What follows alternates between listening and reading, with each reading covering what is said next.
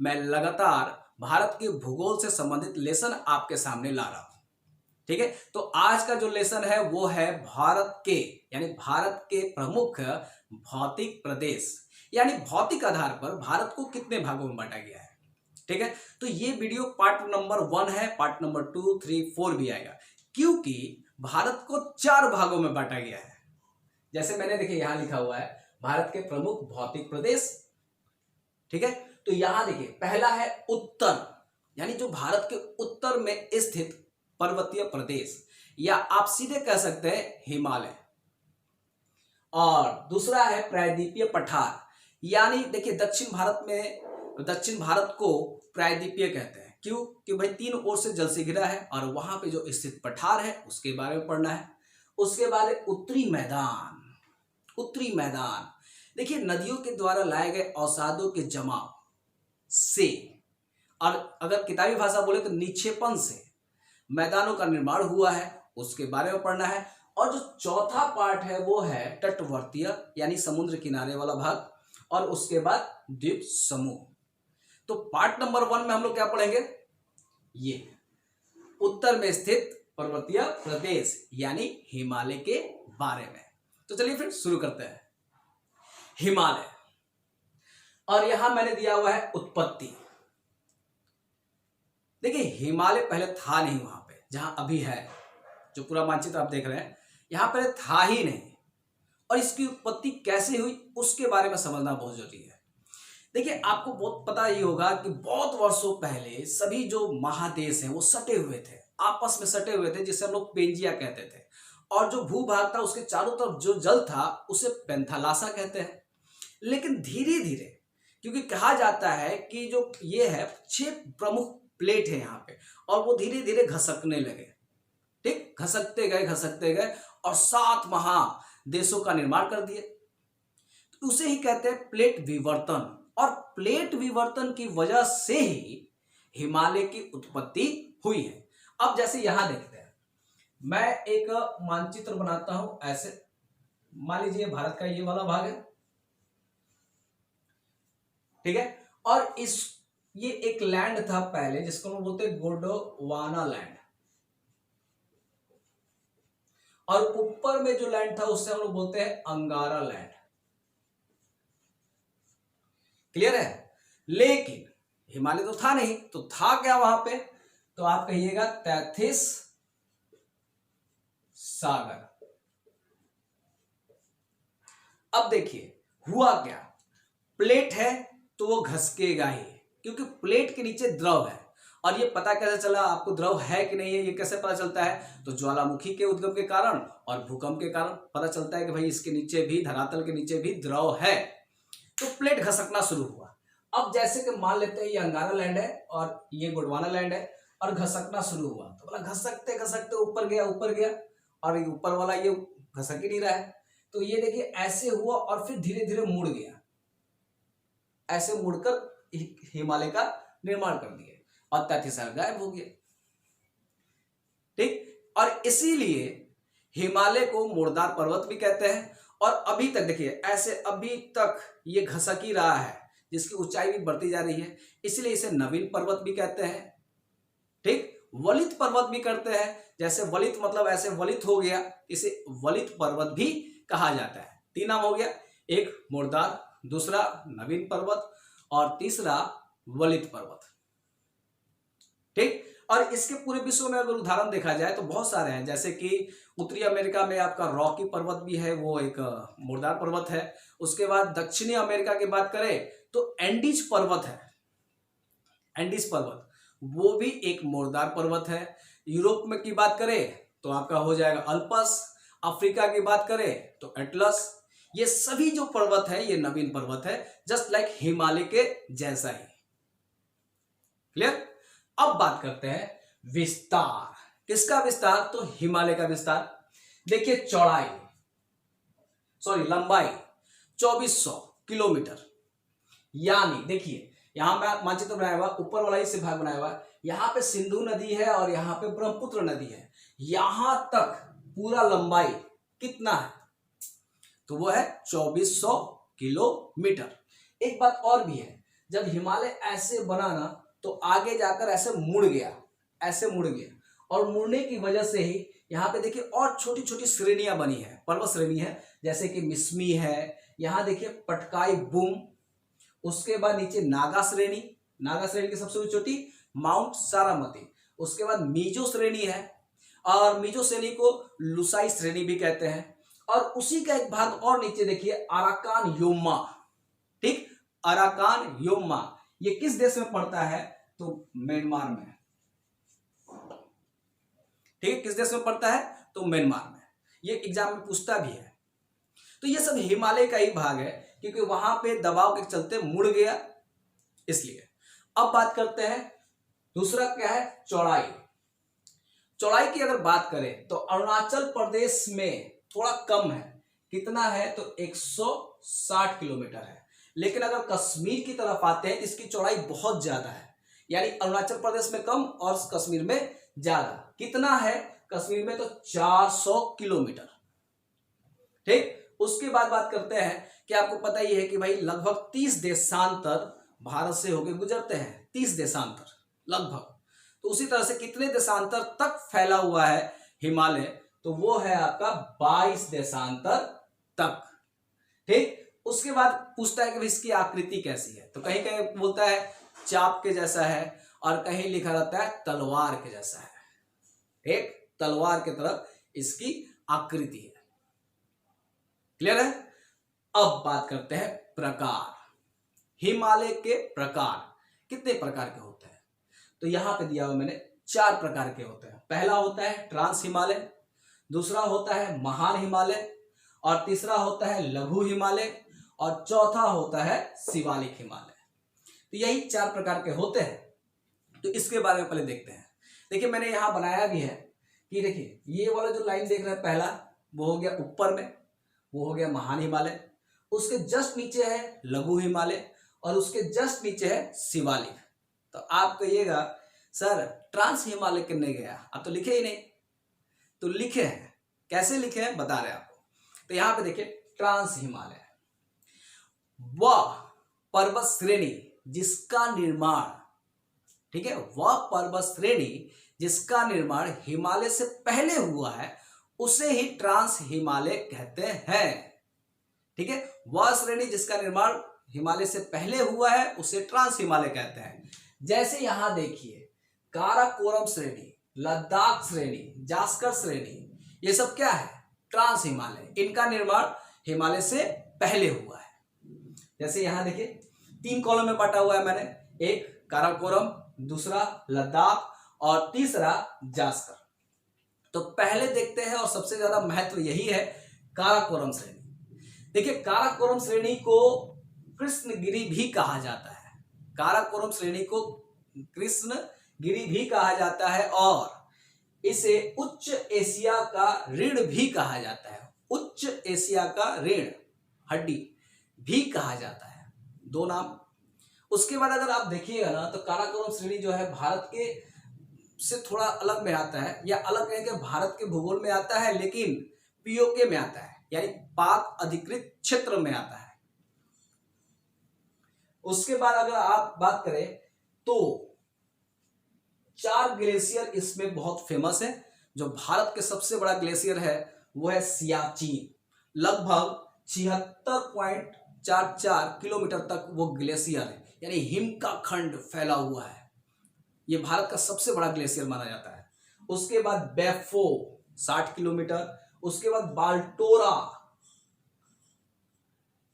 58 kilometre, और एक है हिस्पर। यानी ये चारों ग्लेशियर अगर पूछ दे एग्जाम में तो किस श्रेणी में पाया जाता है, तो आप कह दीजिएगा काराकोरम श्रेणी में। और सबसे बड़ी बात क्या है कि काराकोरम की सबसे ऊंची चोटी, यहां देखिए काराकोरम की सबसे ऊंची चोटी का नाम क्या है? K2, यानी गाडविन आस्टीन, K2 को ही बोलते हैं गाडविन आस्टीन। ये काराकोरम की सबसे ऊंची चोटी है जिसकी ऊंचाई है 8611 मीटर। अगर आप देखिएगा तो भारत की सबसे ऊंची चोटी है, लेकिन अब कहीं कहीं कंचनजंगा दे देता है और ये देता नहीं है। तो मान लीजिए कंचनजंगा इसलिए देता है कि वो भारत के क्षेत्र में भी है, ये भी भारत के क्षेत्र में है, लेकिन ये पाक अधिकृत वाले क्षेत्र में है, इसीलिए आपको एग्जाम में कंचनजंगा सही दे देता है और कहीं आपको K2 दे देता है। अब आगे देखते हैं, दूसरा है लद्दाख। ठीक, लद्दाख एक तरह से शीत पठार के रूप में भी आता है और इसकी जो सबसे ऊंची चोटी है, लद्दाख की जो सबसे ऊंची चोटी है उसका नाम है राक्का पोसी। ठीक, लद्दाख की जो सबसे ऊंची चोटी है उसका नाम है राक्का पोसी, जो विश्व की सर्वाधिक तीव्र ढाल वाली चोटी है, बहुत तीव्र ढाल है। उसके बाद जास्कर है और एक चीज और भी है, अस्काइन चीन जो क्षेत्र है, जो चीन से लगभग आपका विवादित क्षेत्र है, वो इसी लद्दाख वाले क्षेत्र में पाया जाता है। यानी चीन मतलब उस पर अधिकार जमाए हुए है, तो ये विवादित क्षेत्र है और ये लद्दाख में ही पाया जाता है। अब बात करते हैं महान हिमालय, लेकिन बीच में आप देख रहे होंगे रेड। एक तरह से कहते हैं कि भाई ये बताइए ट्रांस हिमालय और महान हिमालय को किस लाइन से अलग किया जाता है, यानी बीच में दरार टाइप का है, उसका नाम क्या है? तो आप कह दीजिएगा सच्चर जोन यानी हिंज लाइन। ठीक है, सच्चर जोन या हिंज लाइन से ट्रांस हिमालय और महान हिमालय अलग होता है। अब बात करते हैं महान हिमालय की बात करते हैं, उसे ग्रेट हिमालय कह सकते हैं, बृहत हिमालय कह सकते हैं या हिमाद्री भी कह सकते हैं। अब हिमाद्री मतलब हिम यानी बर्फ, आद्री मतलब हिम से ढका हुआ, यानी बर्फ से हमेशा ढका रहता है, इसलिए इसका नाम हो गया हिमाद्री। ठीक, अब बात करते हैं औसत ऊंचाई। ऐसे तो ऊंचे बहुत सारे पर्वत है, माउंट एवरेस्ट भी है। औसत ऊंचाई अगर देखा जाए तो 6000 मीटर है। लंबाई बात करें तो आपका 24 से लेकर 2500 किलोमीटर है और चौड़ाई की बात अगर करते हैं तो 25 किलोमीटर है। ठीक, अब एक बात और भी है, संसार की जो सबसे अधिक ऊंची ऊंची चोटियां हैं वो किस श्रेणी में पाई जाती है? अगर ये आपका क्वेश्चन पूछता है तो आप कह दीजिएगा हिमालय। किस में पाया जाता है? हिमालय में पाया जाता है। जैसे कि जो विश्व की सबसे ऊंची चोटी कौन सी है? Mount Everest. यहां देखिए माउंट एवरेस्ट, जिसकी ऊंचाई कितनी है? 8850। देखिए ऊंचाई बढ़ते जाता है और अभी हाल ही में हिमालय की माप यानी ऊंचाई मापने के लिए लोग भी टीम निकला हुआ है और कहीं कहीं आपको दिखता है कि 8848, कहीं देता है 8850। तो ये जैसे आप देख रहे हैं हिमालय जो माउंट एवरेस्ट जो विश्व की सबसे ऊंची चोटी है। और एक बात और भी है, जो माउंट एवरेस्ट है ना उसको नेपाल में सागर माथा के नाम से जाना जाता है, लेकिन तिब्बत में और दूसरा नाम से जाना जाता है, बहुत स्टाइलिश नाम है, चोमोलुंगमा तिब्बत में, और नेपाल में सागर माथा के नाम से जाना जाता है। और भी महत्वपूर्ण चोटियां यहाँ पे देख लीजिए, जैसे कि धौलागिरी, अन्नपूर्णा, मकालू और ये रहा आपका कंचनजंगा जो सिक्किम साइड में पड़ रहा है आपको। तो ये सब प्रमुख चोटियां हैं। और इस साइड में देखिए एक और चोटी है, ये वाला नंगा पर्वत एकदम कश्मीर में इस साइड में है। तो ये सब प्रमुख चोटियां हैं। अब बात करते हैं मध्य यानी लघु हिमालय का। लघु भी नाम है या मध्य हिमालय का, ये दोनों बात बराबर है। तो अब फिर यहाँ पे एक लाइन देख रहे हैं आप, तो आप समझ गए होंगे कि भाई महान हिमालय और लघु हिमालय किस से पृथक होता है यानी अलग होता है। तो वो है मेन सेंट्रल थ्रस्ट। ठीक, ये दोनों अलग होता है। अब एक बात और भी है, महान हिमालय और लघु हिमालय के बीच में दो खुली घाटियां पाई जाती है। अगर कश्मीर में बोला जाए तो कश्मीर की घाटी, और इस साइड में अगर आइएगा तो नेपाल में है जो काठमांडू की घाटी भी है, यानी दो है। एक अगर पश्चिम में तो कश्मीर घाटी और पूर्व में तो काठमांडू की घाटी। तो ये है।